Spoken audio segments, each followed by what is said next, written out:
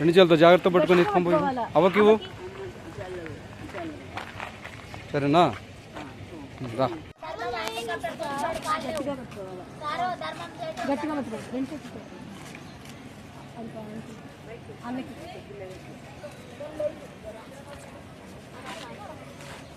ఇందా.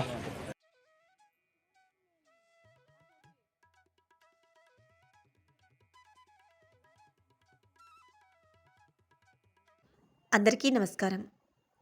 మహాలయ అమావాస్య పవిత్ర రోజున మన పెద్దలను స్మరించుకుంటూ వారి ఆశీర్వాదాలను అందుకోవడం కోసం అన్నదానం చేస్తున్నాం. ఈరోజు అన్నదానం ద్వారా భగవంతుని కృపకు పాత్రలు అవ్వాలని ఆశిస్తున్నాం. పిల్లలు ఈ సేవా కార్యక్రమంలో పాల్గొనడం ఎంతో పుణ్యకార్యం. అన్నదానం ద్వారా మనం ఆకలితో ఉన్న వారి కడుపు నింపడమే కాకుండా మన కర్మలకు మంచి ఫలితాలను పొందుతాం. ఈ పవిత్ర రోజున మన పిల్లలు చేయు ఈ సేవతో వారికి ఆధ్యాత్మిక పరిపక్వత, కరుణాభావం కలుగుతుంది. దేవుడు మనందరికీ సుఖశాంతులు ప్రసాదించాలని కోరుకుంటున్నాం.